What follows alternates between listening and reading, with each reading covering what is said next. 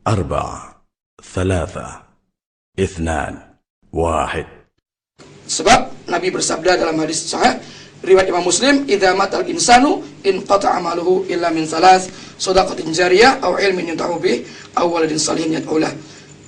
Apabila manusia itu mati, terputuslah amalannya kecuali 3 perkara: sedekah jariyah, ilmu yang bermanfaat, atau juga anak yang saleh yang mendoakan dirinya. Ini tawasul yang disyariatkan. Terima kasih Ustaz, waktunya habis. Pemirsa, kita lanjutkan kepada pemateri yang kedua. Insya Allah kami beri kesempatan yang sama, yakni dengan waktu maksimal 30 menit. Kepada Yang Mulia, Buya dipersilakan. Bismillah. Bismillahirrahmanirrahim. Sangat gamblang dan jelas yang telah disampaikan oleh Al-Ustadz Muhammad Thoharah. Bahkan banyak poin-poin yang harus kita katakan harus benar, dan itulah kebenaran beberapa poin yang disampaikan beliau, dan itu adalah kesepakatan kita. Kalau kita berdoa kepada selain Allah, jelas itu adalah syirik. Kalau kita menyembah kuburan, itu adalah juga tidak benar, syirik. Kalau kita harus membuat kuburan itu dijadikan masjid seperti orang Yahudi, catatan seperti orang Yahudi, maka itu juga terkutuk. Jadi yang disampaikan oleh beliau banyak hal-hal yang sudah disepakati, dan alhamdulillah banyak titik temu. Akan tetapi dalam sebuah diskusi hiwar atau tafahum, kita tidak menyebutkan kesepakatan, akan tapi kita mencari titik temu di saat ada perbedaan. Dalam bahasa hiwar adalah tahrir mahal niza. Apa sih yang menjadikan perbedaan sehingga kita harus bertemu? Maka itu yang harus kita bahas. Adapun kalau menyembah kuburan sudah sepakat, insya Allah. Tapi apakah betul di Cirebon ini ada orang nyembah kuburan? Itu kan jadi pertanyaan nanti. Kalau orang berdoa kepada selain Allah, benar, itu adalah syirik. Tapi siapa yang berdoa kepada selain Allah? Ini barangkali harus dijelaskan nanti. Akan tapi ini yang diperselisihkan itu apa yang sekiranya jika kita salah menjelaskan kepada umat, maka yang terjadi adalah perselisihan juga di umat. Sementara umat Nabi Muhammad ini harus kuat, tapi ternyata harus ribut urusan-urusan yang seharusnya tidak boleh kita berbeda pendapat. Bahwa tentang tawassul dan ziarah kubur, subhanallah, dua-duanya adalah syar'i. Hanya kerinciannya barangkali ada penyelewengan ini yang harus kita jelaskan. Tapi sebelumnya makalah kita adalah sebuah pertanyaan. Takut kita berbeda, kenapa kita harus berdebat atau dialog? Kita tidak mengatakan debat. Kalau kita sama, kenapa kita harus diskusi? Kita harus tunjukkan, betulkah Ustaz Thoharah itu berbeda dengan kami? Masya Allah. Betulkah kita berbeda? Asal tahu mungkin Ustaz Thoharah, bagaimana pandangan Ustaz Thoharah tentang kami sebelum kami menjelaskan. Kami adalah orang yang senang merayakan Maulid Nabi SAW, dan kami adalah orang yang senang dengan dunia tasawuf, dan kami adalah orang yang bertawassul dengan orang yang meninggal, dan kami adalah juga termasuk pembina dari satu jamaah salawat nariyah. Ini barangkali catatan moderator. Bagaimana pendapat Ustaz Thoharah tentang kami ini? Barangkali yang seperti kami adalah ribuan manusia. Artinya harus, kalau memang kita berbeda, maka dijelaskan di sini. Kalau ternyata ada kesepakatan, tidak perlu kita melanjutkan sebuah dialog, tapi selesai. Jadi kami adalah orang yang bertawasul dengan orang yang hidup dengan Nabi Muhammad. Kita meyakini tawasul dengan Nabi Muhammad di saat hidup dan di saat Nabi Muhammad setelah meninggal. Kemudian kami juga membaca sholawat nariyah, yang itu adalah termasuk sholawat tawasul. Kemudian kami adalah pecinta perayaan Maulid Nabi SAW. Ini adalah poin-poin ya, karena itu ada hubungannya dengan tawasul semuanya. Jadi kita ingin dikomentari dulu nanti tentang kami itu seperti itu apa. Ada kecocokan. Kalau ternyata Ustaz Thoharah mengatakan tidak ada perbedaan, berarti selesai. Tapi kalau ternyata di sini ada perbedaan, tadi bisa disinggung dalam cerita bahwasanya tawasul kepada orang yang telah meninggal dunia adalah juga tidak boleh, maka kita ingin ditegaskan untuk menilai kami agar ada perbincangan selanjutnya.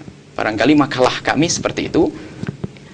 Kemudian setelah itu kita juga akan bercerita tentang tawassul, dan insya Allah semuanya seperti yang pernah disampaikan, kita berpegang kepada Nabi Muhammad SAW dan pada kitabullah.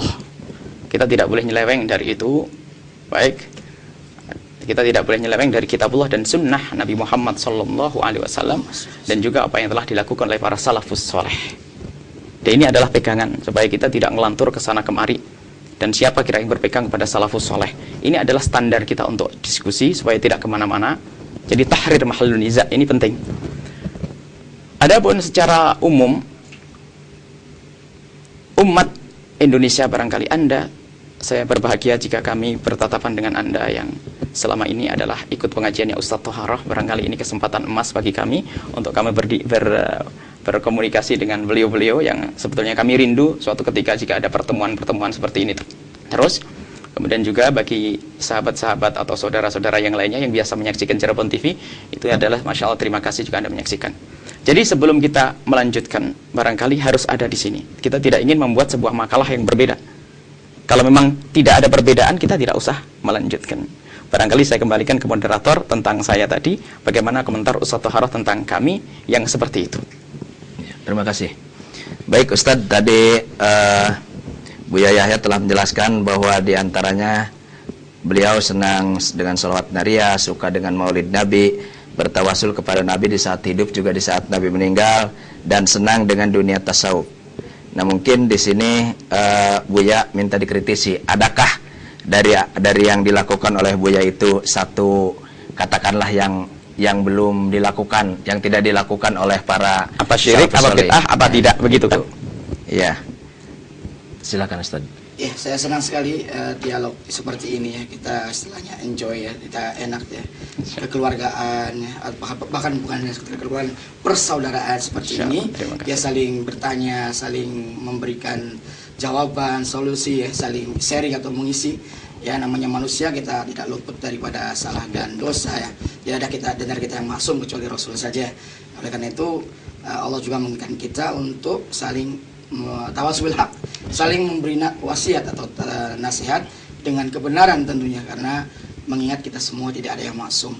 Dan saya sangat menghormati beliau dengan tawaduknya beliau, yakni menyampaikan pertanyaan dulu kepada saya ya, atau tanggapan ya, tentang beberapa poin yang disebutkan tadi. Dan sesuai dengan kesepakatan kita, sebetulnya kita tidak ingin melebar pembahasan kita kepada hal-hal yang lain. Yang kita soroti hanyalah tentang ziarah kubur dan tentang tawasul. Adapun nanti tentang maulid, tentang tasawuf, atau tentang macam-macam yang lainnya, insya Allah saya senang sekali untuk bertemu lagi seperti ini. Kita lanjutkan nanti dialognya atau diskusinya, atau barangkali ya obrolannya. Saya kira lebih maslahat. Karena kesempatan kita hanyalah membicarakan sekitar ziarah dan tawasul. Ya, jadi mohon maaf ini kalau saya tidak menanggapi yang masalah mauludnya atau tasawufnya atau nariyaannya, saya mohon maaf sekali lagi. Saya hanya menanggapi masalah tawasul, dan saya soroti dari pertanyaan atau permintaan saudara saya Buya tadi tentang tawasul kepada Rasul. Beliau mengatakan bahwa beliau atau juga yang lainnya barangkali bertawasul kepada Rasul itu dikala hayatnya, dikala hidupnya, dan juga boleh menurut beliau juga setelah wafatnya Rasul boleh bertawasul kepada beliau, kepada Rasul maksudnya. Ini yang beliau ingin mendapat penjelasan kepada saya. Nah sebelum saya menjelaskan, saya pun kembali kepada beliau karena masalah tawasul adalah masalah ibadah, masalah syariat, masalah ibadah gitu. Tawasul adalah masalah ibadah, dan ibadah itu hukum asalnya kita tidak boleh ya, haram kita beribadah kepada Allah kecuali kalau diperintahkan atau disyariatkan. Dan Buya juga tentunya sepakat dengan kaidah usul fikih ini, al aslu fil ibadah mahdzur ya, hukum usul asal daripada ibadah itu dilarang ya, kecuali kalau ada dalil yang mensyariatkannya. Nah, kita bicara masalah tawasul adalah masalah ibadah. Nah, maka dari itu kalau Buya atau beliau ya, dalam hal ini berkeyakinan bahwa bolehnya bertawasul kepada Rasul walaupun setelah wafat, nah maka saya kembalikan, saya mohon dalilnya dari mana ya, riwayatnya siapa ya, sehingga nanti kita ketemu. Kalau memang ada dalil hadis yang sahih yang membolehkan kita bertawasul kepada Nabi setelah Nabi itu wafat, ya ahlan wa sahlan, saya menerima dengan lapang dada. Kalau memang itu ada hadis, ada riwayat yang sahih atau yang benar penerapannya dan penempatannya atau pemahamannya. Jadi mohon sebelum saya menanggapi lebih lanjut, saya minta dasar apa Buya ini meyakini bahwa boleh tawasul kepada Rasul setelah wafatnya beliau. Sementara dalam kitab yang saya bacakan tadi tidak boleh bertawasul kepada Rasul ya setelah Rasul wafat dengan dasar hadis tadi. Ya, Umar bertawasul kepada Abbas paman Rasul dikala terjadi kekeringan ya dan ingin supaya diturunkan hujan oleh Allah Subhanahu wa taala. Kalau saja tawasul kepada Rasul itu dibolehkan, maka pasti Umar ini tidak mungkin datang kepada Abbas, pasti kepada Rasul saja tawasulnya yang jauh lebih mulia daripada Abbas itu sendiri.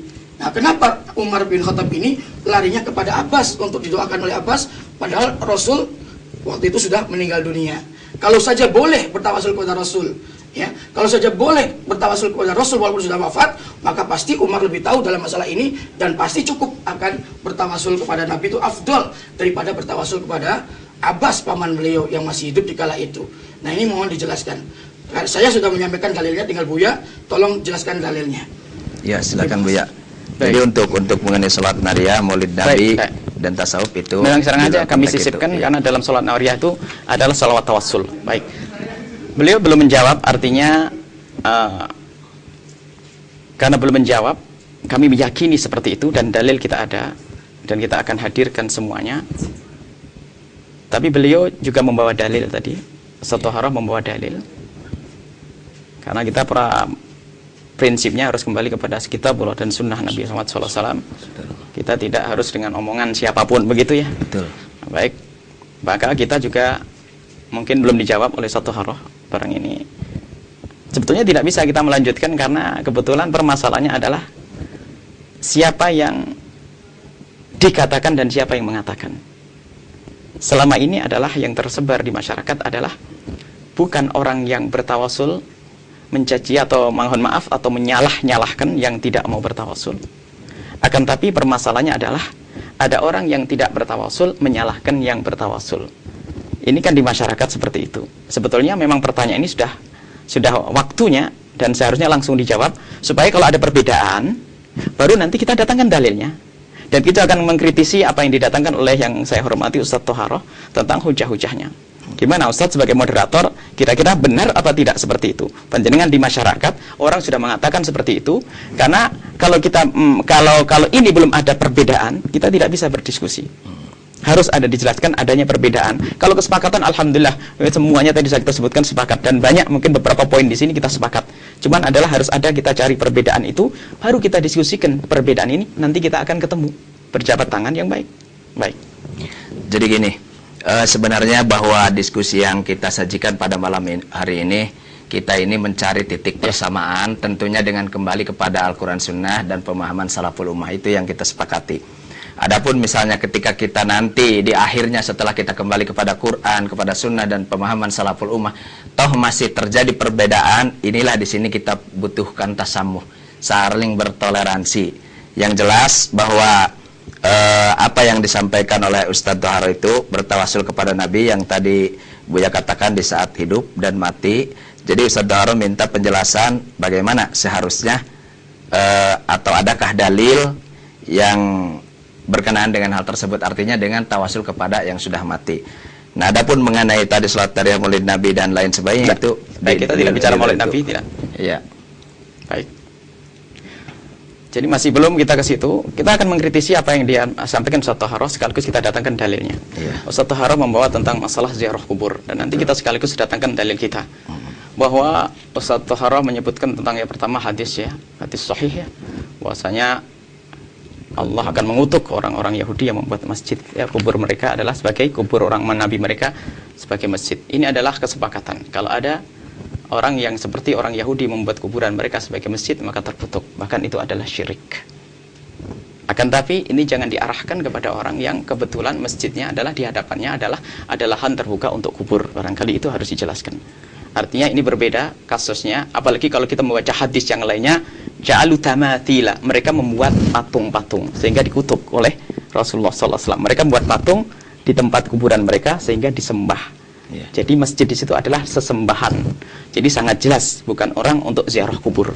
Jadi kalau kita mengatakan terkutuk orang Yahudi membuat kuburan mereka sebagai masjid, lalu kita arahkan kepada masjid kaum muslimin yang di depannya ada kuburannya, maka ini adalah salah. Masjid Nabawi sendiri ada kuburnya, ya. Tapi mungkin semuanya akan mengatakan itu karena menyusul dan sebagainya. Tapi ini jelas bahwasanya ada hadis lain, kita bisa membuat hadis ahkam, baik yang ditulis oleh Al-Syaukani ataupun Al-Kahlani dalam Subul Salam. Di situ disebutkan tentang hadis-hadis riwayat yang lainnya, dan riwayatnya juga sahih, bahwasanya di situ dijelaskan mereka membuat patung-patung. Jadi sangat jelas Nabi Muhammad marah waktu itu, mengutuk mereka karena seperti itu. Maka tidak ingin kaum muslimin ada yang membuat seperti itu. Jadi bukan masjid, di depannya ada kuburannya. Kalau kuburan dijadikan masjid, sepakat kita, ini adalah tidak diperkenankan. Kemudian masalah ya, ini untuk lebih jelasnya. Jadi kira-kira praktisnya seperti apa nih Bu ya? Kan tadi menurut Buya bahwa kita sepakat bahwa membangun kuburan seperti Yahudi dan Nasrani. Iya. Nah, kira-kira bentuk realnya biar masyarakat itu tidak bingung seperti apa ya. Karena di dalam sebuah memahami hadis tidak boleh dengan hawa kita, tapi harus ada tangkihul manat. Tahqiqul manat. Tahqiqul manat itu kita membaca apa sih dulu yang terjadi zaman Nabi Muhammad, supaya ada gambaran jelas. Kalau tidak, itu akhirnya kita menghukumi dengan hawa. Ini sesuai dengan tafsirannya sendiri. Yang terjadi pada zaman Nabi seperti apa saat itu? Kita tidak akan mengkafirkan kaum muslimin sedunia semuanya gara-gara di depannya ada kuburan. Oke? Jadi ini adalah yang harus jelas. Konkretnya seperti itu. Tahqiqul manatnya adalah bahwasanya pada kisah itu adalah mereka membuat patung-patung dan menyembah patung-patung mereka. Jadi bukan karena ada kuburan di depan sebuah masjid. Baik, ya, itu satu. Bagaimana? Masih banyak. Oh, masih. Dan itu atau dikritisi satu-satu? Ya, satu-satu aja dulu. Gimana? Gimana Ustaz? Iya, betul. Baik, baik. Ya, tadi kita lanjutkan. Menurut persepsi Ustaz Dhahra gimana? Iya, saya bacakan aja masalah tadi. Ya, memang itu keterangan lain berkenaan dengan mereka membuat patung-patung yang kemudian mereka sembah. Alangkah baiknya saya bacakan dari kitab ini, halaman 24. Di sini dikatakan dalam penafsiran waqalu la tadharunna alihatakum wa la tadharunna waddan wa la su'an wa la yaghutsa wa ya'uq wa nasra. Jangan kalian membiarkan Tuhan-Tuhan kalian, dan jangan pula kalian membiarkan yaitu patung Wad, patung Suwa, patung Yaghus, patung Ya'uq, dan patung Nasr. Ini perkataan umatnya Nabi Nuh alaihissalam. Fa fi tafsir al-ma'sur an Ibnu Abbas wa ghairihi minas salaf, maka di dalam kitab tafsir al-ma'sur dari Ibnu Abbas dan yang lainnya dari ulama salaf, anha ulail khamsa asma'u rijalin salihin. Sesungguhnya mereka yang 5 tadi yang disebutkan dalam ayat tadi, Yaghus, Wad, Suwa, Yaghus, Ya'uq, dan Nasr, itu adalah patung-patungnya nama-nama daripada orang-orang yang saleh min qaumi Nuh, dari kaumnya Nabi Nuh. Falamma halaku auha syaitan ila qaumihim. Ketika mereka mati, syaitan mewahyukan kepada kaum mereka, anin sabbu ila majalisihim allati kanu yajlisuna ansoba, agar mereka memasang di majlis-majlis mereka yaitu patung, ya, wasamuha bi asmaihim, dan mereka memberi nama dengan nama mereka. Fafa'alu falam tu'bad, maka mereka melakukan dan mereka tidak patung itu saat itu belum diibadahi. Hatta idza halaka ulaika, sehingga apabila mereka itu mati, generasi awal, wa nasakha al-ilm, dan hilanglah ilmu, ay ilmu tilkas suwar bi khususiha, yaitu ilmu tentang sejarah atau riwayat patung tadi secara khususnya, maka kemudian obidat patung-patung itu diibadahi oleh mereka. Hadis ini diriwayatkan oleh Imam Bukhari, Sahih dan yang lainnya. Juga Allah berfirman, walladzina takhadhu min dunihi awliya ma na'buduhum illa liqarribuna ila Allahi zulfa, dalam surat Az-Zumar ayat 3. Dan orang-orang yang menjadikan selain Allah sebagai sesembahan, mereka mengatakan kami tidak menyembah mereka, sesungguhnya mereka itu hanyalah untuk mendekatkan diri kami kepada Allah Subhanahu wa taala dengan sedekat-dekatnya. Jadi orang-orang musyrikin zaman dulu itu tidak merasa dan tidak mengaku kalau diri mereka itu menyembah patung-patung, dan patung-patung itu adalah patung-patungnya orang yang soleh, ya. Fa innaha sharihatun fi annal musyrikina kanu ya'buduna salihin. Bahkan sungguhnya di dalam ayat ini jelas-jelasan menerangkan bahwa sungguhnya orang musyrik mereka itu dulu, ya, orang musyrik dulu itu menyembah orang-orang yang soleh. Walidzalika ittakhadhuhum wasaita bainahum wa bainallahi ta'ala. Dan oleh karena itu mereka menjadikan patung-patungnya orang yang soleh yang telah meninggal dunia itu adalah sebagai wasait, yaitu sebagai perantara atau tawasul, ya, atau wasilah bainahum wa bainallahi ta'ala, antara mereka dan antara Allah Ta'ala, dengan mengatakan ma na'buduhum illa liqarribuna ilallahi zulfa. Tidaklah kami menyembah mereka, kata mereka, kecuali agar supaya mereka itu mendekatkan diri kami kepada Allah Subhanahu wa taala. Wali'tiqadihim bisolahihim, karena keyakinan mereka tentang kesolehan patung-patung tadi. Kanu yunadunahum wa ya'budunahum min dunillah. Dulu mereka orang musyrik ini menyeru mereka dan berdoa kepada mereka dan beribadah kepada mereka selain daripada Allah. Tawahuman minhum anahum yasma'un. Mereka menyangka bahwa patung-patung orang yang soleh ini bisa mendengar, bisa mendengar mereka, wa yadurruna wa yanfa'un. Mereka bisa mendatangkan mudarat atau manfaat. Wa mithlu hadzal waham la yumkinu an yaqa fihi ay musyrikin mahma kana sakhiful aqli lau kana la yaqtaqidu fi man yunadihi as-salah wa nafa' wa dar kal hajar al-adi masalan. Maka sungguhnya hal ini tidak mungkin dilakukan oleh seorang musyrik yang bodoh sekalipun, kalau saja dia tidak meyakini terhadap patung-patung itu adanya kesolehan, itu orang-orang yang soleh, adanya manfaat dan adanya madarat. Ya, kalau saja mereka meyakini hanya seperti batu biasa saja, mereka nggak mungkin beribadah, nggak mungkin menyembah patung-patung itu. Mereka menyembah patung-patung itu karena mereka meyakini bahwa patung-patung itu adalah patungnya orang yang soleh dan juga bisa memberikan manfaat ataupun madarat. Wa qad bayan hadzal alama Ibnu Qayyim rahimallahu taala faqala fi kitabi Ighatsatul Lahfan. Dan hal ini diterangkan oleh Imam Ibnu Qayyim rahimahullah ta'ala di dalam kitab beliau Ighatsatul Lahfan dalam jilid yang kedua halaman 222 sampai dengan 223. Ya cukup Ustaz, ini cukup jelas. Jadi pada prinsipnya apa yang disampaikan oleh Ustaz Taharah, bahwa ketika kita menyembah, beribadah dan di sana itu ada patung-patung, Buya juga sepakat bahwa itu tidak dibenarkan karena itu adalah kebiasaan Yahudi dan Nasrani.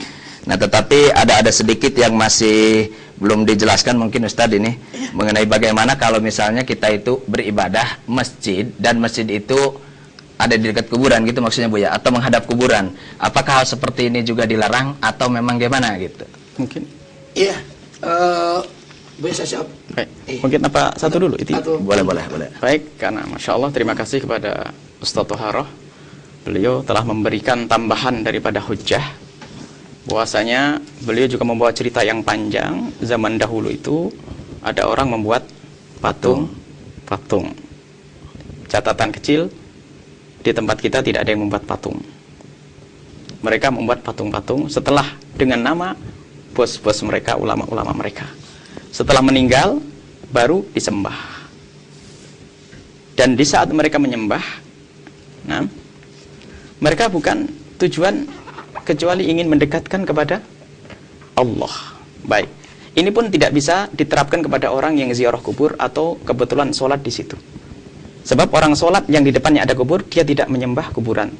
Kalau Ustaz Toharoh, mohon maaf barangkali dalam menerjemahkan ma na'buduhum illa liqarribuna ilaihi zulfa, ilaihi ilallahi zulfa, ma na'buduhum, kami tidak menyembah mereka illa. Di sini bukan berarti mereka tidak menyembah, mereka menyembah. Ingat, ini kadang-kadang terjemahan yang sering ditinggalkan. Mereka bukan tidak menyembah, mereka menyembah berhala-berhala, nyembah beneran, tapi punya tujuan untuk mendekatkan diri kepada Allah Subhanahu wa taala. Dan ini sangat jauh dengan orang ziarah kubur atau yang punya masjid atau orang yang tawassul. Mereka tidak menyembah. Jadi ini memang benar terkutuk mereka karena mereka menyembah. Barangkali tetap belum masuk jadi belum bisa kalau jadi hujjah itu belum tepat untuk itu karena mereka menyembah. Ma na'budum illa liyuqarribu. Ma na'budum, kami tidak menyembah illa, artinya mereka menyembah. Tapi tujuan menyembah itu adalah untuk mendekatkan kepada Allah. Tapi alhamdulillah kaum muslimin di Indonesia Raya ini, mereka di saat ada masjid di depannya kuburan, mereka tidak menyembah kuburan, tapi yang disembah adalah Allah Subhanahu wa taala. Jadi yang disampaikan beliau itu adalah menambahkan bahwasanya apa yang kami sampaikan, bahwasanya pengharaman ada di depan kuburan itu adalah bukan sangat berbeda dengan ini, agar tidak ada pemahaman di masyarakat lalu mengutuk mereka itu menyembah berhala. Mereka tidak menyembah. Dan mereka tidak berniat saya menyembah kuburan untuk mendekat kepada Allah, ini tidak ada. Jadi sangat jauh daripada apa yang saat ini kita duga. Ya, baik. Jadi mengenai kalau terhadap adanya patung dan lain sebagainya, sepakat antara Buya dengan Ustadz Toharoh juga sama sepakat bahwa itu diharamkan dan tidak disyaratkan dalam Islam. Ini satu lagi Ustadz, mengenai tadi masjid yang menghadapi kuburan itu. Iya, terima kasih kesempatan yang bagus sekali. Saya bacakan dari kitab Tafsir Ibnu Katsir apa yang beliau katakan tentang masalah Oh, itu adalah berhala yang mereka sembah, sedangkan kuburan tidaklah demikian. Maka saya bacakan tafsir Ibnu Katsir ya di dalam menafsirkan surat An-Najm ayat yang ke-18 dan 19.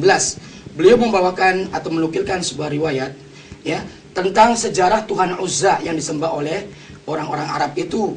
Seperti apakah bentuknya Tuhan Uzza ini? Ya.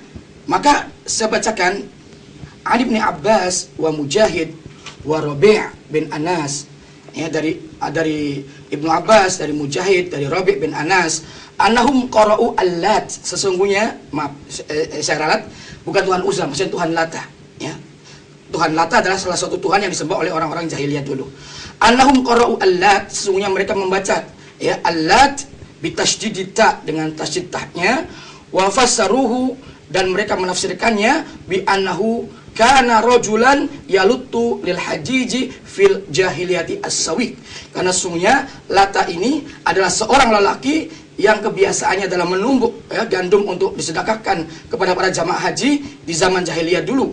Falamma mata, ketika si Lata atau lelaki tadi yang dermawan tadi mati ya, setelah mati akafu ala qabrihi fa'abaduhu, mereka itu beriktikaf, artinya mendatangi kuburannya, kemudian melakukan amalan-amalan ibadah ya di kuburan itu, ala qabri, atas kuburan tadi, fa'abaduhu, maka mereka menyembahnya atau beribadah kepadanya.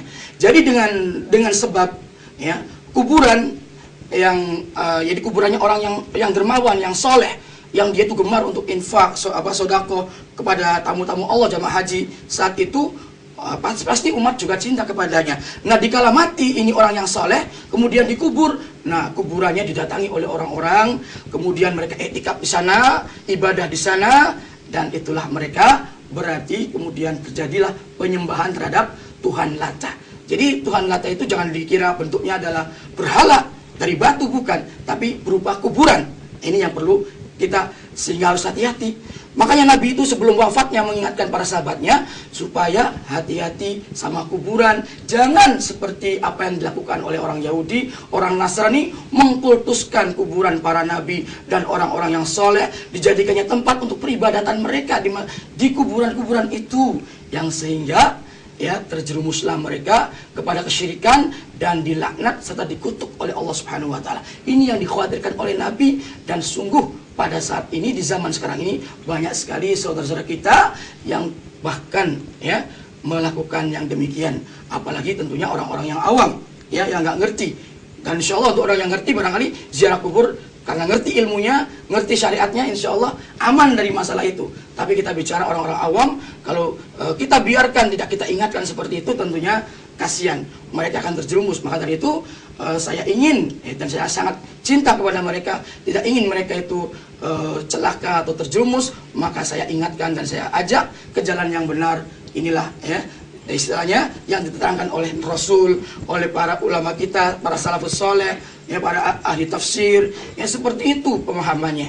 Dan masalah masjid di depannya ada kuburan juga hadisnya sudah jelas. Nabi melarang kita sholat menghadap kuburan, dan Nabi melarang kita duduk-duduk di atas kuburan atau menginjak kuburan. Itu larangan secara syariat.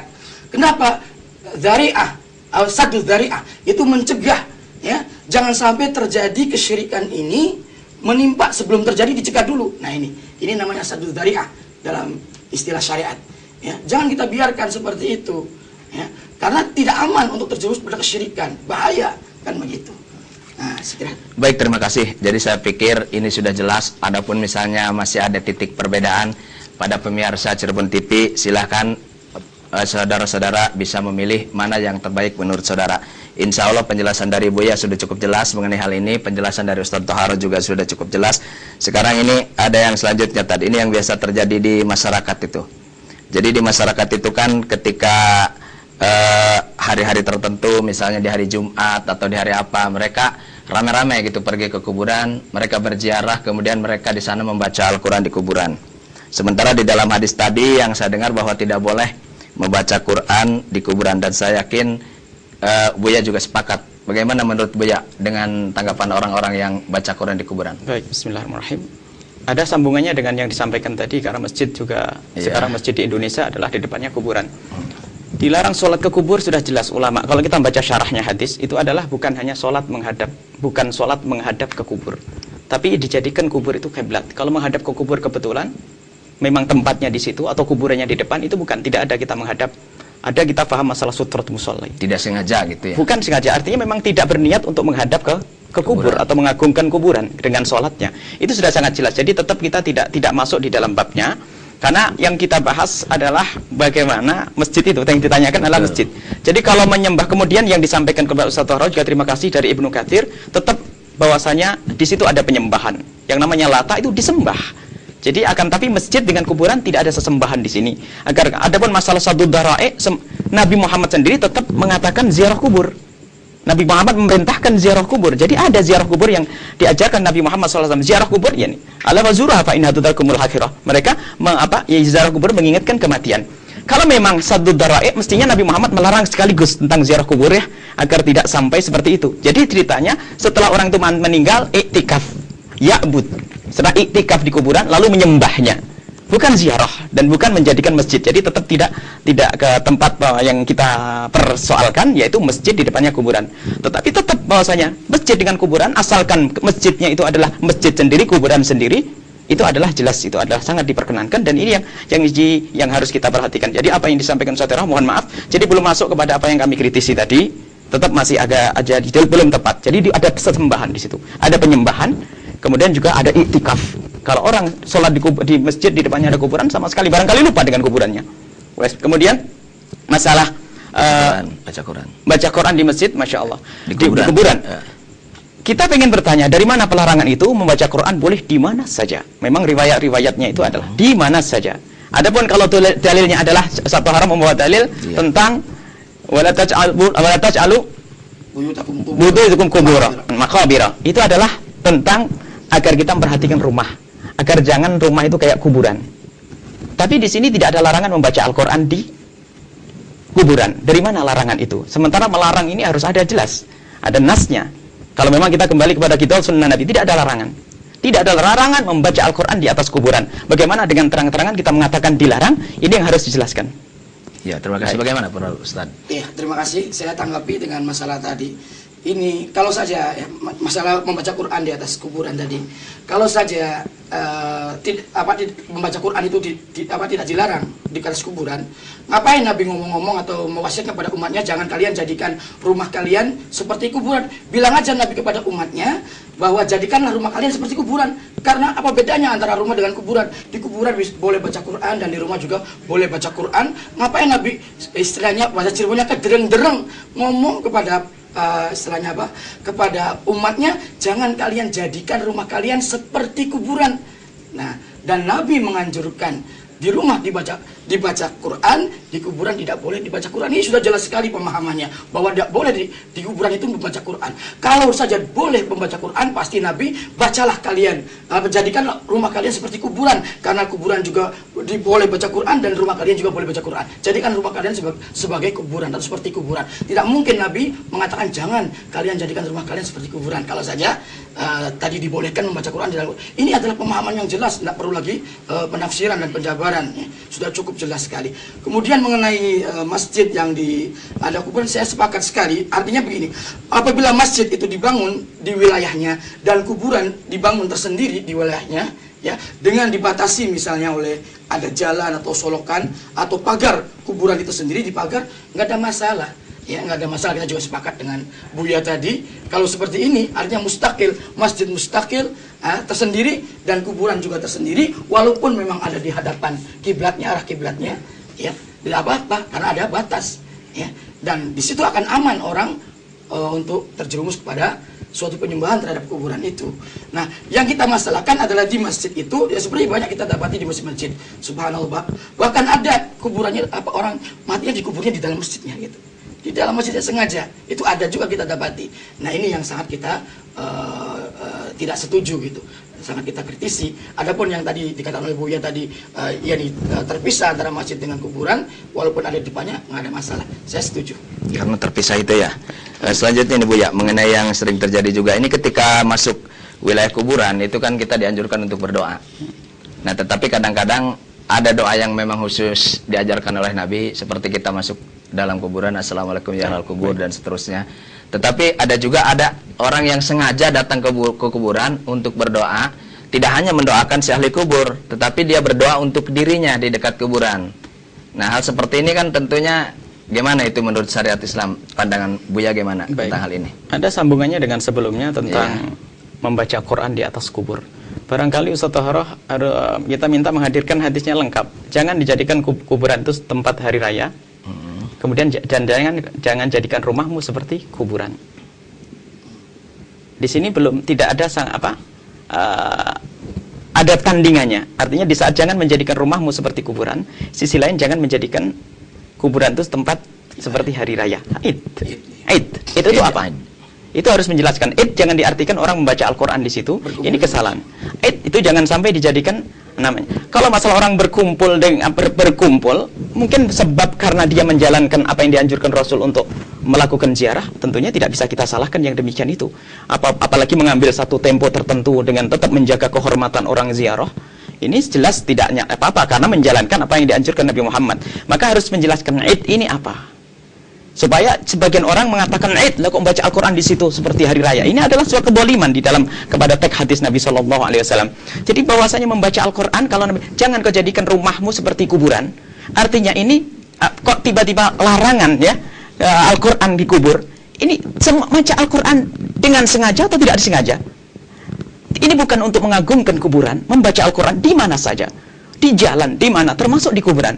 Bahkan tidak ada teks. Kalau hanya memahami ini dari mafhum isyarat atau jelas dari segi mana. Dan kita perlu ya, jangan hanya mengatakan jangan jadikan rumahmu kuburan. Sementara masjid itu Id, bukan suruh jangan sampai membaca Al-Quran di situ. Id dengan kuburan ada keselambungan. Kemudian di dalam Al-Quran, tapi bacalah di rumahmu itu ayat Al-Quran dan sebagainya. Jadi tetap ini tidak jelas melarang bahwasanya di kuburan itu dibacakan untuk membaca Al-Quran. Karena kita mohon dari lafadznya dulu. Pemahaman ulama juga salafus soleh seperti apa, mereka belum ada yang melarang teks yang melarang seperti itu. Mereka pemahaman mereka adalah wajar begitu saja. Jangan kau jadikan Id tempat yang artinya bukan untuk mengingat kematian, karena Id itu melupakan kematian. Jangan jadikan kuburan itu menjadikan kamu lalai akan kematian. Id di sini bisa dimaknai seperti itu sesuai dengan hadis yang disebutkan Ustaz Taharah tadi. Tapi kalau dikatakan membaca Al-Quran, ini adalah salah. Kenapa kita membaca Al-Quran yang di situ mengingatkan kita kematian? Jadi ini pelarangan harus jelas. Jadi belum masuk kepada yang disampaikan kalau dilarang baca kubur. Kemudian dari salafus soleh, dari salafun soleh belum mangkul dari Nabi SAW mansus atau dari para sahabah ya, itu tidak ada. Kecuali ada, mohon maaf, mufassirin akhir lah itu ada. Tapi dari ini adalah kejelasan. Kemudian apa yang disampaikan panjenengan sampaikan masalah berdoa tapi bukan untuk ahli kubur. Berdoa di kubur untuk diri sama adalah tidak ada larangan. Bahkan kalau kita datang ke kuburan dengan bertawassul, datang ke kuburan untuk mengingat kematian, plus sekaligus saya adalah untuk memohon kepada Allah, karena kita dianjurkan berdoa kapan saja, di mana saja, apalagi di saat-saat tertentu ziarah kubur.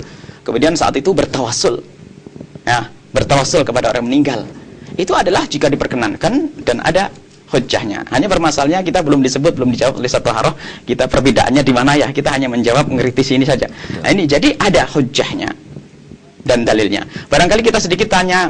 Berarti nanti kita senang kalau Ustaz Taharah membawa kitab Ibnu Katsir. Nanti kita akan kembali banyak kepada Ibnu Katsir.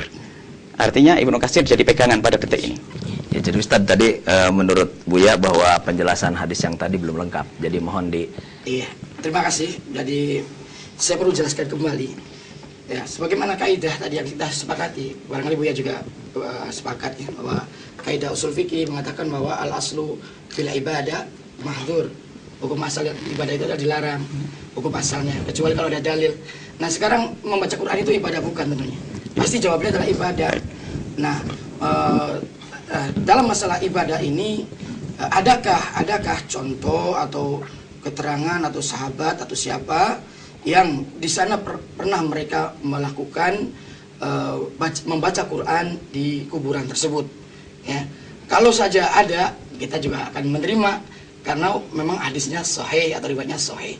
Tapi kalau memang tidak ada yang melakukan yang demikian, jadi mohon maaf ya, secara kaidah usul fikih hukum asal ibadah tidak boleh dilarang, ya aslinya dilarang hukum asal ibadah itu kecuali kalau ada dalil yang mensyariatkan. Nah, kemudian saya yang poin yang kedua, masalah tadi Buya menanyakan tentang perbedaan kita tentang tawasul. Jelas sekali dari satu titik perbedaannya. Saya mengatakan bahwa tawasul kepada orang mati itu tidak boleh, ya.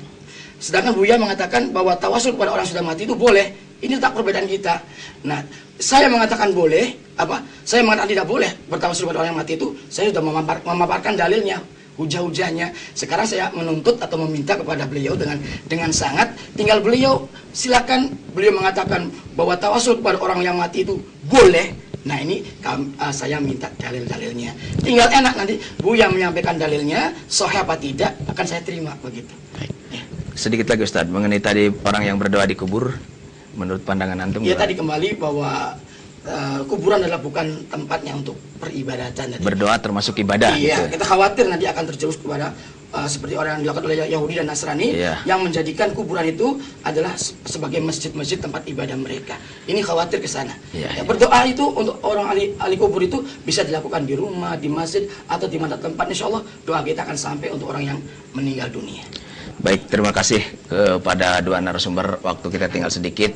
Untuk sebelum ditutup kami beri kesempatan dulu. Kalau tadi yang memulai adalah Ustaz Toharo, sekarang saya persilahkan kepada Buya untuk menutup ya beberapa menit tausiah terakhirnya sebelum kita tutup. Silakan 3 sampai 5 menit. Baik, obrolan kita berapa? 1,5 jam atau 2 jam? Sampai jam 10. Kita belum masuk ke pada pembahasan. Iya. Artinya masih jauh dari apa yang kita inginkan. Iya.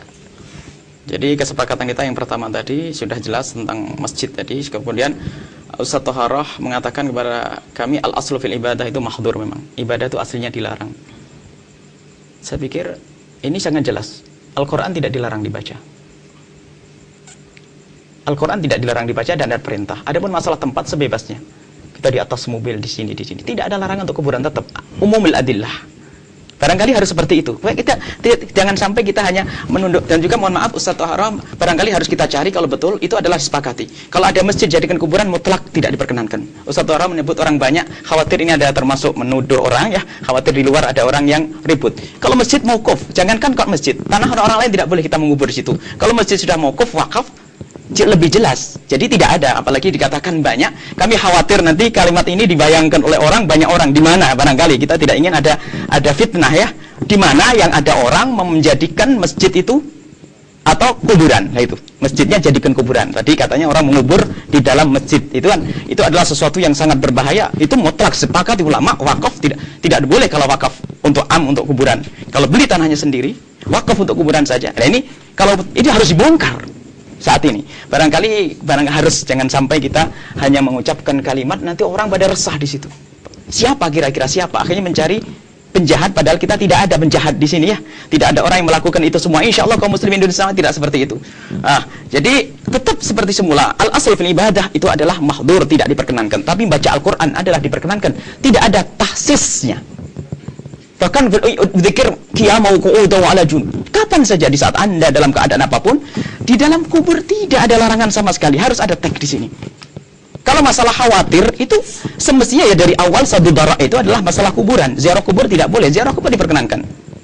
Setelah itu ya kita tetap berzikir di situ, berdoa di tempat itu adalah tidak ada masalah. Dan ini yang diajarkan oleh salafun saleh dan kebanyakan ulama yang ada di Indonesia, kebanyakan ulama di Indonesia rata-rata seperti itu. Ziarah kubur adalah di situ adalah mengingat kematian, kemudian tawassul kepada orang meninggal dunia. Kalau tadi menuntut hujah, panjenengan tidak memberi kesempatan saya datangkan hujah. Kita belum datangkan hujah. Silakan. Baik. Kalau hujah bahwasanya ada riwayat banyak. Riwayat yang sangat banyak. Bahkan bukan saja orang khawatir bahasanya semoga ada pertemuan lagi, kita tidak tahu setelah ini. Riwayat sangat banyak tentang Imam Al-Baihaqi, Al-Haythami, kemudian Ibnu Abi Syaibah juga meriwayatkan bahwasanya tentang hadis salat istisqa. Bahwasanya juga kita ingin mencermati hadis yang disampaikan oleh Ustadz Toharoh bahwasanya tentang tawassul yang ke-8, tawassul yang disyariatkan adalah tawassul yang ke-8, minta doa kepada nabi dan orang soleh yang hidup. Langsung beliau komentari kepada orang mati tidak boleh ya. Kemudian contohnya adalah hadis yang diriwayatkan oleh ini Sayyidina Utsman ibn Hunayf. Hadis yang panjang. Kemudian di situ adalah itu dikatakan doa. Padahal di situ ada 3 unsur. Harus dicermati. Yang pertama adalah seorang sahabat Nabi datang ke Rasulullah minta didoakan agar matanya dibuka karena sakit. Jadi dalam penerjemahan kita harus adil, tidak boleh dikemas dengan terjemahan kita lalu orang mengikuti pemahaman hawa kita. Di situ ada orang minta didoakan oleh Rasulullah. Lalu Rasulullah bertanya, kamu pengen sembuh atau pengen begitu saja? Kalau pengen begitu saja, itu lebih bagus. Dikatakan bahasanya, in syi'ta da'autu lak, kalau mau aku doakan. Wa in syi'ta sabarta, kalau mau engkau sabar, fa huwa khairun lak, itu lebih bagus darimu. Lalu orang itu mengatakan, ud'u ya, doakan ya Rasulullah. Fa'amarahu, Nabi Muhammad menyuruh ayatawadda, berwudu, fayuhsin wudu'ahu, memperbaiki wudu'nya. Fayusalli, lalu salat, raka'ataini, 2 rakaat, sampai diajari waqra' bihadat du'a. Raka'ataini yad'u bihadat du'a, suruh berdoa. Allahumma inni as'aluka, ya Allah aku memohon kepadamu, wa atawajjahu ilaika, dan menghadap kepadamu, binabiyyika, dengan nabimu, Nabi Muhammad.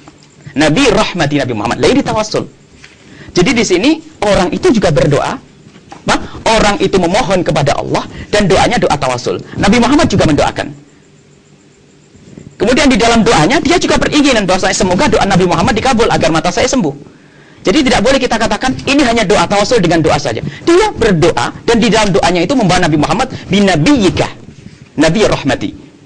Kemudian juga di dalam hadis yang diriwayatkan oleh Imam Bukhari dalam bab salat istisqa, itu Sayyidina Umar bin Khattab bersama Ru'an, itu Allahumma inna kunna natawassalu ilaika binabiyyika fataskina, itu berbunyi Allahumma ya Allah, kami bertawasul kepada nabimu, dengan nabimu, binabiyyika, dan engkau beri hujan.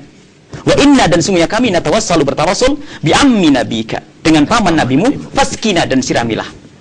Ini bukan minta doa. Kalau seandainya kasusnya minta doa, perawi lebih cerdas harus mengatakan Ja'a Umar wa talaba min doa. Tapi langsung dalam riwayat nggak ada muqaddimah muakhirahnya, langsung berbunyi Allahumma. Riwayatnya seperti itu. Jadi ini Allahumma bi nabika, dengan membawa Nabi Muhammad SAW, dia adalah tawasul. Nah, kemudian permasalahannya, ini orang hidup, tapi tadi hanya minta doa. Padahal bukan, ini bukan minta doa saja, tapi membawa Nabi Muhammad SAW bi nabiyika. Sangat jelas tulis hanya. Kemudian dalam salat istisqa pun begitu. Kemudian barangkali Ustaz Thahra akan mengatakan mana keterangan untuk orang yang meninggal? Banyak, ada tambahannya, riwayat Imam Baihaqi, banyak riwayat-riwayat yang banyak. Kata dikatakan Haythami. Salah satunya bahasanya zaman Sayyidina Umar ibn Khattab, Sayyidina Utsman bin zaman Sayyidina Umar bin Khattab, itu ada tambahan hadis ya. Bahasanya hadis ini ditashih oleh banyak muhaddis ya. Kita sebutkan Al-Baihaqi, Mundhiri, Haythami. Hadis tentang hadathat al-ahdi Sayyidina Umar bin Utsman bin Affan, Sayyidina Utsman bin Affan radhiyallahu anhu, tadullu ala ini. Bunyinya begini. Anna rajulan kana yakhtalifu ila Utsman. Ada orang berselisih dengan Sayyidina, maksudnya datang ke Sayyidina Umar Utsman untuk minta dibantu. Fi hajatin lahu, dia punya hajah. Fa kana Utsman la yaltafit ilaihi. Sayyidina Utsman tidak menoleh. Wala yandur fi hajati, dan tidak menoleh kepada hajatnya, tidak dihawil, tidak diperhatikan sama Sayyidina Utsman bin Affan. Falakiya Utsman ibn Hunayf, kemudian bertemu dengan Sayyidina Utsman bin Hunayf yang membawa hadis ini, hadis yang tadi dibaca oleh Ustaz Thahra. Sayyidina Utsman bin Hunayf fasyaka dzalika lahu, ngadu aku ke Sayyidina Utsman, tidak diperhatikan Sayyidina Utsman bin Affan. Saya mau minta hajah, ada perlu kok tidak diperhatikan. Faqala Utsman bin Hunayf, Sayyidina Utsman bin Hunayf tak taunya berkata, kita tahu Sayyidina Utsman bin Hunayf adalah seorang sahabat. Itil mido'ata, datanglah ke tempat wudu. Fatawaddo, lalu berwudu. Tumatil masjid, kemudian datanglah ke masjid. Fasalli fihi, lalu salatlah di situ. Tumakul, dan katakanlah dengan doa Allahumma inni as'aluka. Lah ini doa yang tawasul tadi. Nabi Muhammad sudah meninggal ini. Jadi ini ada keterangan Nabi Muhammad sudah meninggal masih tawasul. Apakah Sayyidina Utsman ibn Hunayf tidak mengerti? Bahkan bukan saja begitu. Barangkali ceritanya ini panjang. Kalau seandainya datang kepada Nabi Muhammad mengatakan, ya Rasulullah istaghfir li rabbi, ya Allah mintakan ampun kepada Tuhanku, ini tidak sampai derajat syirik, tidak sampai derajat bid'ah, dikatakan sesat. Kalau ada mengatakan ya Rasulullah mintakan ampun kepada Allah, Rasulullah sudah meninggal, ini jauh, kita tidak masuk tawasul, itu istighatsah, sudah lewat lagi.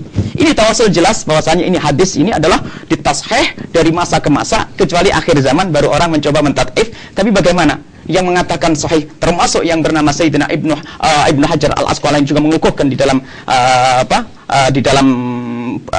kitabnya, termasuk yang waktu kita berbicara tentang sholat istisqa itu kita bahas juga nanti. Kebetulan kami membawa teks nas yang dari cetakan di Saudi, kita tidak mengambil dari lain, termasuk Ibnu Katsir yang kita bawa adalah dari cetakan Saudi. Ini adalah sangat jelas. Barangkali ada perlu satu saja. Kalau satu harap bisa mengkritisi ini, nanti kita beri yang satu lagi. Bagus.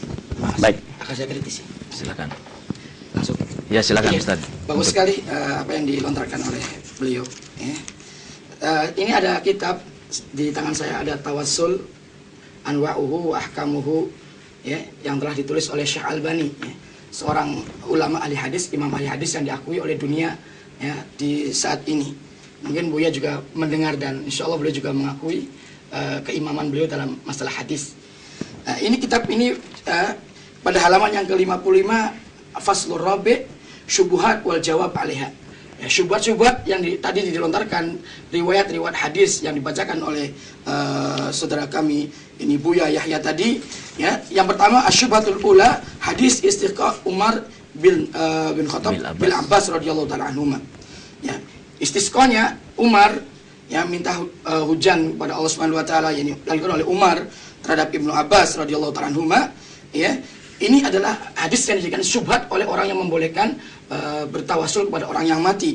Nah, beliau menjelaskan, kalau saja, kata beliau, kalau saja, ya, boleh bertawasul kepada Nabi, maksudnya dengan jahnya, dengan kemuliaannya, dengan kewibawaannya, bukan dengan doanya. Ngapain capek-capek orang buta itu datang kepada Nabi, ya, untuk kemudian menceritakan hajatnya.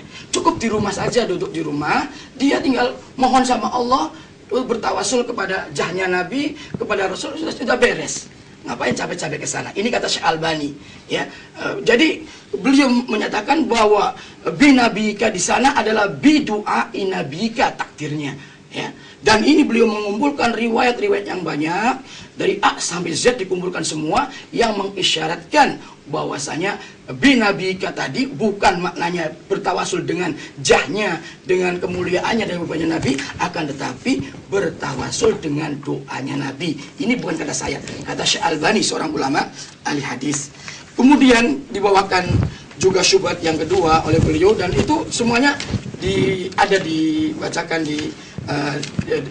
oleh beliau, ya, Buya, tentang hadis dorir, ya. Ini juga syubhat yang kedua, juga dibantah oleh beliau. Insyaallah nanti saya akan memberikan fotokopiannya kepada beliau untuk beliau telah kembali, dan nanti barangkali ada kesempatan untuk dialog lagi ke depan, mangga nanti kita tinggal teruskan. Kemudian syubhat yang ketiga juga menggunakan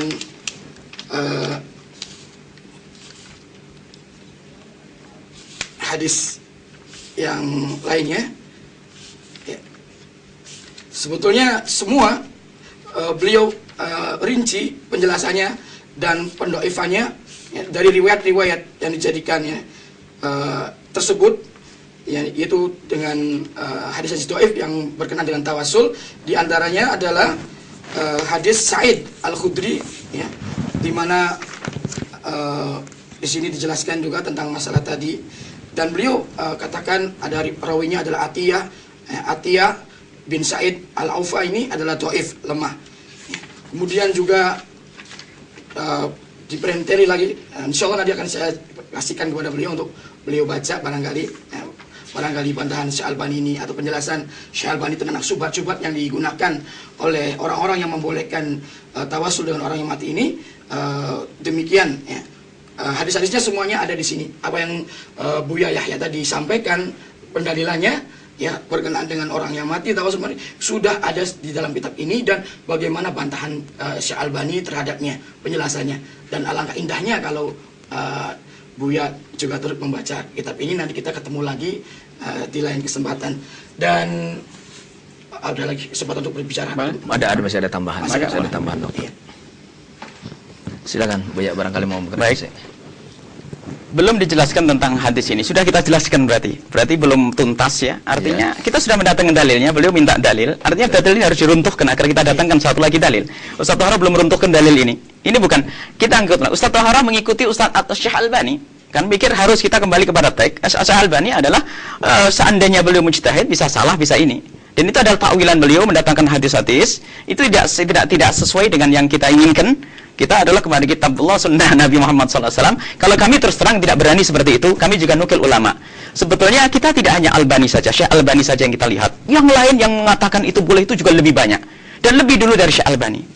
Termasuk Ibnu Katsir sendiri tentang hadis yang kita sebut dikatakan sahih. Bahkan kemudian lebih dari itu Ibnu Katsir itu di mana? Lanjut dulu. Bid'ah itu baik. Ya, lanjut Baik, dulu. kemudian kita datangkan juga hal yang lain, bukan saja itu. Ibnu Katsir itu meriwayatkan banyak hal yang sebetulnya seperti gini saja. Itu bab tawasul dengan orang mati. Kalau seandainya ada orang datang ke kuburan, ini ada jawabannya karena ini ada. Kalau ada orang datang ke kuburan mengatakan, "Beri aku ya Rasulullah, mintakan ampun kepada Allah." Itu kira-kira bagaimana hukumnya? Lebih parah mana dengan orang yang bertawasul dengan orang mati? Satu haraf barangkali kita minta. Iya, jelas tidak boleh tadi. Jelas tidak boleh. Tidak boleh. Baik, meminta kali. Baik, sekarang kita pengen kalau begitu kalau tahqiq Ibnu Katsir orang besar karena kebetulan kita membawa juga Ibnu Katsir, kita nambah mau yang lainnya sebab kalau yang lainnya takut tidak beda. Takut tidak sama karena kalau tafsir yang lainnya kita juga membaca satu harap kebetulan baca kitab yang namanya apa? Ibnu Katsir, tafsirnya Ibnu Katsir. Barangkali bisa dilihat di dalam masalah ayat Al-Quran yang berbunyi Ada. Yang ada. Itu lengkap itu. Fotokopian itu. Ya. Nah, kita ingat sebuah hadis. Apa ya? Sebuah hadis Nabi Sallallahu Alaihi Wasallam yang berbunyi bahwa tentang ayat law annahum idzalamu anfusahum ja'uka fastaghfirullaha wastaghfara lahumur rasul tawajadullaha tawwabar rahimah. Karena Ustaz Tahara kebetulan juga ngajar tafsir kami dengan tafsir ini. Ibnu Hajar itu Ibnu Katsir itu tentunya kalau sesuatu itu adalah tidak benar, beliau harus ngasih ta'liq. Ta'liq itu apa? Komentar bahwasanya itu adalah tidak benar. Barangkali ayat itu ayat An-Nisa 56. An-Nisa 56 bisa dilihat. Ibnu Katsir adalah muridnya Ibnu Taimiyah. 56 ya. An-Nisa 56. Iya. Bagaimana namanya? An-Nisa. Ya sudah ketemu. Kita pengen Al-Nisa 56. Inilah takabbur bi ayati safar. Kayaknya Al-Anfal. An-Nisa juz apa? ayatnya bukan ini. Bukan yang tadi dibacakan pokoknya. Enggak. Kita ingin menunjukkan hujah yang lain. Oh, hujah yang lain. Boleh. Hujah yang lain, Boleh. hujah dari ulama. Karena panjenengan mendatangkan Albani, kita ingin mendatangkan yang lain. Kita ingin juz berapa? Juz 3 ya, juz 2 ya. 56 ayat An-Nisa 56. An-Nisa 56. Baik, di situ disebutkan 64, bukan 56. 64. Baik. Wala annahum idzalamu anfusahum ja'uka fastaghfirullaha wastaghfar lahum rasul wajadu tawwabar rahimah. Barangkali langsung kita ke ini ya, silakan. baik. Nah. Wala annahum idzalamu anfusahum ja'uka fastaghfirullaha wastaghfar lahum rasul wajadu tawwabar rahimah. Yurshidu ta'ala al-usaf wal mujrimin idza waqa'a minhumul khata' wal 'isyan ayyatu ila rasul. Ini petunjuk bahasanya orang yang melakukan kemaksiatan akan datang kepada Nabi Muhammad SAW. Fa yastaghfirullah indahu, minta ampun kepada Allah di hadapan Nabi Muhammad SAW. Wa yas'aluhu ayyastaghfirahum, dan minta kepada Nabi Muhammad agar memintakan ampun kepada mereka yang berbuat salah. Fa innahum idza fa'alu dzalika, kalau mereka melakukannya demikian, taballahu alaihim, Allah akan mengampuni mereka. Wa rahimahum, dan Allah memberikan kasih mereka sampai lawajah tawwab rahimah. Faqad dzakara jama'atun minhum Asy-Syaikh Abu Nasr Ibn Sabbah.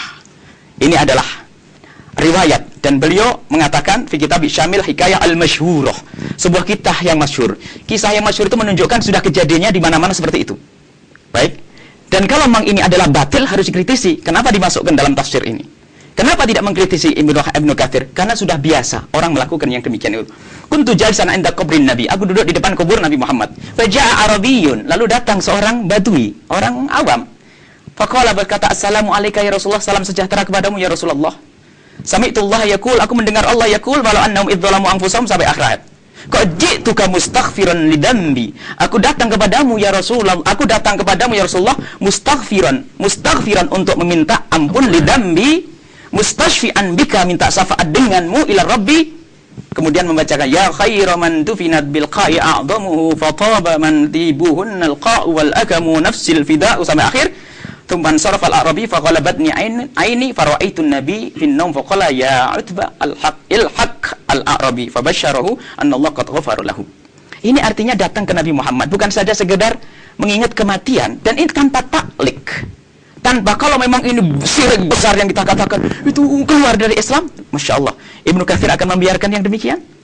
Jadi perlu kita tidak cukup dengan tulisannya Albani, kita perlu kembali kepada ulama. Sejauhnya kita hanya ingin sedikit luas saja, agar tidak sedikit-sedikit orang harus kita katakan masuk neraka, ini bid'ah, ini sesat. Jadi jelas. Belum lagi nanti apa tafsir ya dari yang lainnya. Yang meriwayatkan tafsir ini ada Imam Nawawi, Imam Ibnu Qudamah, kemudian Syekh Mansur Al-Bahuti. Ini meriwayatkan, ini ulama-ulama meriwayatkan kisah ini. Anggap saja ini bukan hadis Nabi, tapi kisah ini menunjukkan apa? Sandarannya apa?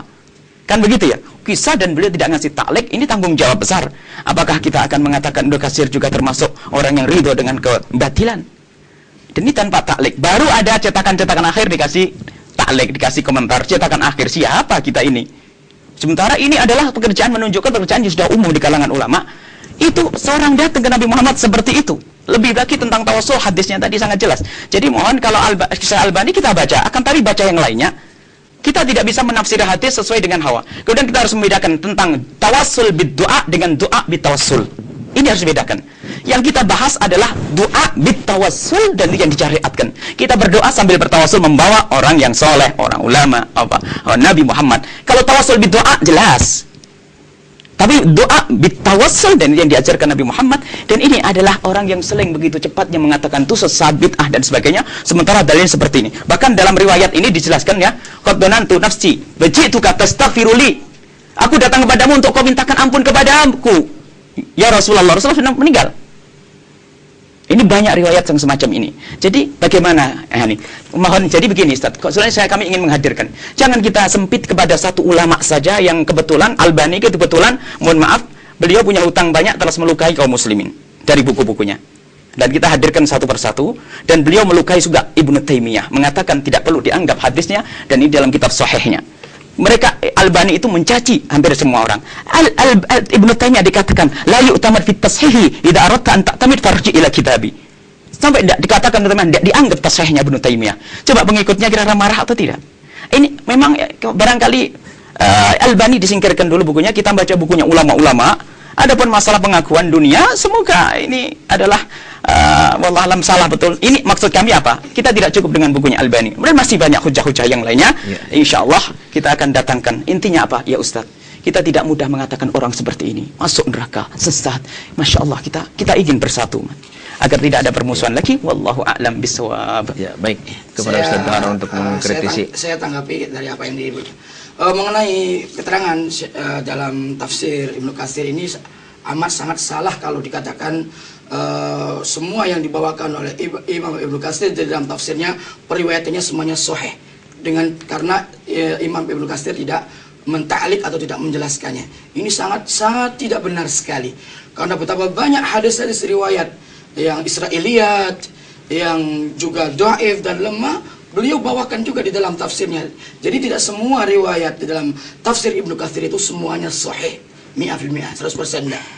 Nah, jadi tidak benar kalau dikatakan Imam Ibnu Katsir membawakan riwayat ini kemudian gara-gara tidak menjelaskan ini sahih apa tidak, ya, kalau membiarkan begitu saja berarti ini Ibnu Katsir setuju. Tidak demikian konsepnya, ini nggak benar. Jadi yang benar adalah Imam Ibnu Katsir membawakan bagus sekali tafsirnya, ayat dengan ayat, kemudian dengan riwayat, bahkan ya, sampai perkataan ya, sahabat atau tabi'in beliau bawakan ya, dengan di sana banyak beliau tidak mentashih hadis tersebut, begitu saja membawakan riwayat. Oleh karena itu kita perlu juga lihat di dalam istilahnya artinya untuk mensensor riwayat-riwayat yang ada dibawakan dalam tafsir Ibnu Katsir ini. Ya, tidak semuanya sahih. Kemudian juga yang kedua mengenai bagaimana Syekh Albani dianggapnya mencaci maki Ibnu Taimiyah, ini adalah suatu perkataan yang tidak mencaci, mengatakan merendahkan tentang takhrij hadis. Terlalu merendahkan tentang takhrij hadis. Ya, Ada teksnya? Saya tidak sampai seperti itu. Baik. Karena beliau juga adalah ulama dan ahli ilmu, ya, tahu menghormati ulama-ulama yang sebelum beliau. Ya, dan wajar kalau memang orang terdahulu kemudian salah dalam mentashih, itu hal yang wajar karena manusia tidak maksum. Sehingga didapati, dan beliau, ya, kita akui ilmu hadisnya, dia adalah berhak untuk mentashihkan hadis, ya, atau mendoaifkan. Ya, dan banyak imam-imam terdahulu yang dinyatakan sahih oleh Imam Tirmidzi misalnya, atau Imam Al-Hakim, yang tasihnya dianggap oleh ahli tafsir itu ada yang mutasahil, yang gampang mentasihkan, padahal nyatanya hadisnya dhaif. Dan tidak mengapa dalam keilmuan hadis, bukan berarti tidak hormat mereka, bukan berarti melecehkan, menghinakan. Kalau ini Imam Hakim mensahihkan hadis, kemudian datang orang kemudian ini mendhaifkan, berarti kurang ajar dianggapnya, naudzubillah min dzalik. Ulama tidak demikian akhlaknya. Dan Syalbani adalah orang yang sangat tahu tentang bagaimana mereka harus berakhlak dan menghormati ulama-ulama, apalagi Ibnu Taimiyah. Oleh karena itu mohon jangan sampai hal ini dinyatakan seperti itu. Baik. Saya tidak setuju dengan perkataan tadi. Terima kasih. Dan mohon maaf, masih ada kesempatan untuk saya ngomong. Ya, terakhir ini, ya. Terakhir, Ustaz. Kalau memang terakhir, ya, saya bawakan sebuah koran, ya, koran. Nanti ya, Pak beliau juga ngomong. Insyaallah.